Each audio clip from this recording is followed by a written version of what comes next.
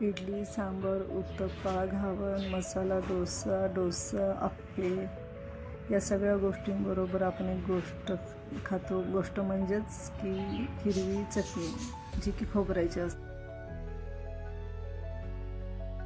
नारळ आपण हा घेतलेला आहे. त्यानंतर भरपूर अशी ओली कोथिंबीर घेतलेली आहे धुवून. त्याच्यानंतर आलं घेतलंय आपण, चांगलं 1 इंचाचा तुकडा होता. त्यानंतर लसूण घेतला, एक पूर्ण कांदा घेतलेला आहे.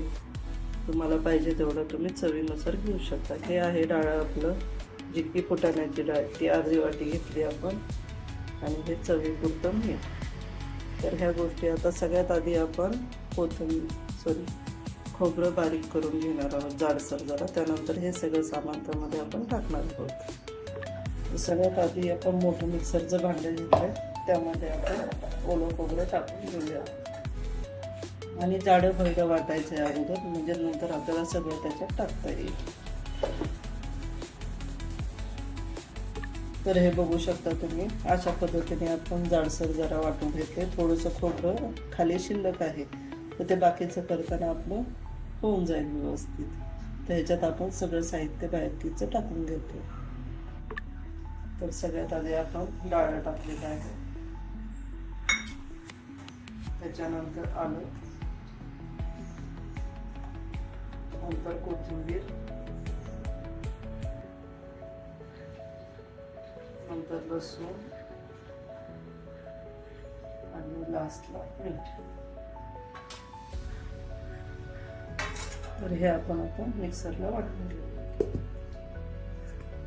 तर हे दुसऱ्यांदा आपण वाटून घेतलंय, पण हे बऱ्यापैकी जाडच राहिलेलं आहे. तर ह्याच्यात आपण आता पाणी टाकून घेतोय जरा, कारण की खोबरं सगळं सुकं असल्यामुळे ते काय लगेच मिक्स होणार नाही.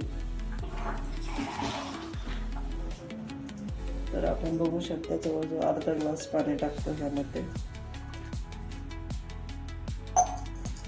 आता पुन्हा एकदा वाटून घेऊया. तर जवळजवळ अर्धा मिनिट आपण चालू बंद केल्यानंतर आपली ही चटणी तयार आहे. तर छान टेक्स्चर झाले त्याचं, हे पहा. तर याला आता फोडणी देऊन घेऊया आपण. तर सगळ्यात आधी ही आपण चटणी दुसऱ्या बाउलमध्ये काढून घेऊ.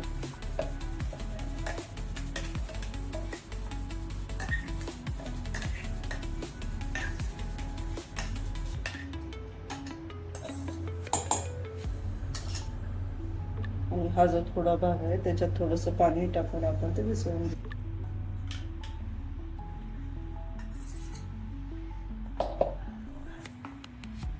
आणि आता ह्याला आपण छान तडका देऊ.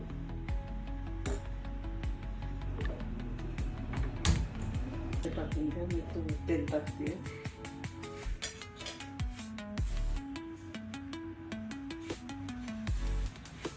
छान तडतडते आपली. आपण जिरा टाकूया याच्यामध्ये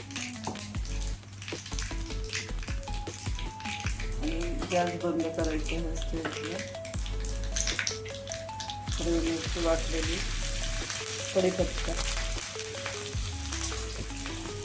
आणि आपल्याला टाकायचं हिंग.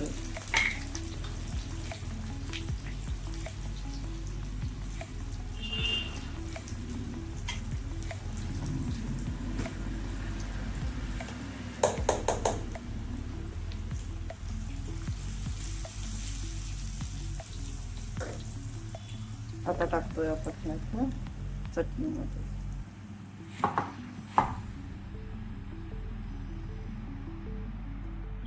बघू शकता तुम्ही.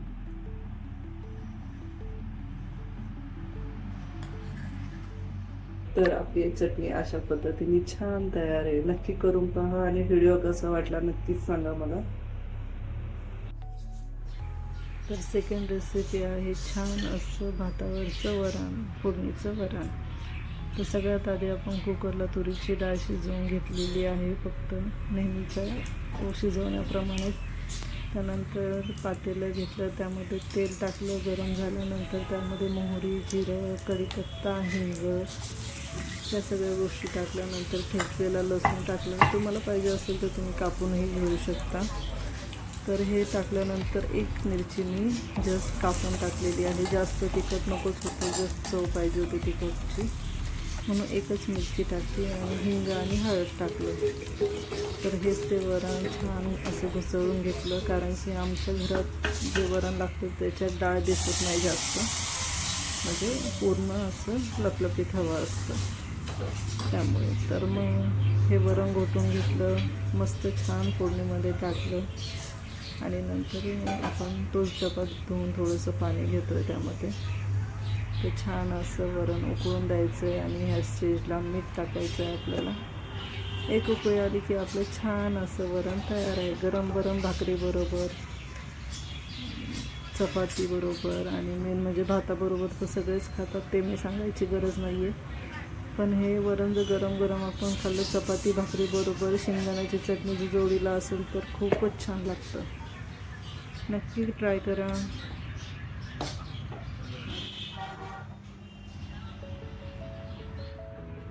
तर आपली थर्ड रेसिपी आहे मटकीची भाजी. मोडाची मटकी, खूप मोडा येऊन दिलेले आहेत. जवळजवळ 1.5 दिवस आपण मटकी ठेवलेली होती बाहेर, तेव्हा हे मोड आले.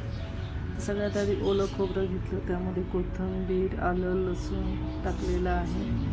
हे छान वाटण केले, जसं इडलीच्या चटणीला आपण करतो सेम तेच वाटण म्हटलं तरी चालेल. त्यानंतर या स्टेजला आपण कढई गरम करून त्यामध्ये तेल टाकलं, मोहरी जिरं टाकून घेतलं, फोडणीला लसूण टाकलं आहे. आपण वाटणात पण लसूण घेतला आहे आणि इथे पण लसूण घेतला आहे. आता हे तुमच्या आवडीनुसार आहे, तुम्हाला कितपत लसूण हवं आहे ते. तर हा छान परतून झाला. आपण कांदा पण छान टाकला आहे त्यामध्ये, तो पण आता छान लालसर परतून घ्यायचा आहे आपल्याला.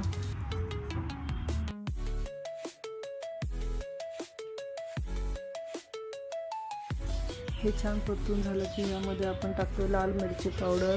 मी मसाला टाकत नाही आहे, लाल मिरची पावडर टाकलेली आहे, हळद टाकलेली आहे. हे सगळं आपल्या चवीनुसार, तुम्हाला तिखट किती हवं आहे. आणि हे आपलं वाटलेलं वाटण, मीठ मिरची सगळं टाकलं, मीठ नाही टाकलं अजून आपण. हे सगळं परतल्यानंतर आपण हे खोबऱ्याचं वाटण टाकलं आहे. आणि हेच वाटण सेम ठेवा आणि ह्या वाटणामध्ये तुम्ही काहीही टाकू शकता.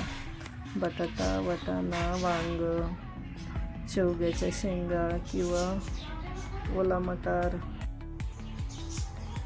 आपण टाकतोय मोडाची मटकी.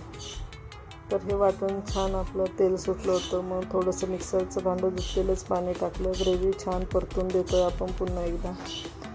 तर आपल्याला मोडाची मटकी करायची, ती तर आपण धुवून ठेवलेलीच आहे मगाशी. छान बघा तुम्ही तेल सुटलं आहे पूर्ण वाटणाला. आणि आता आपण हे वाटण छान परतल्यानंतर आपण मटकी टाकतो आहे त्यामध्ये धुतलेली.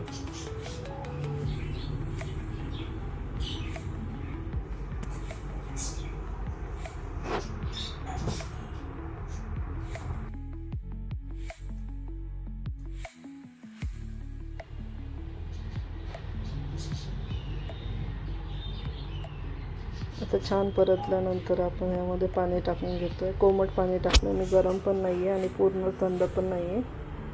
कोमट पाणी टाकून घेतो आहे आपण. हलवूयात आणि आता आपलं राहिलं आहे फक्त मीठ टाकायचं. तर आपण मीठ पण टाकून घेऊयात.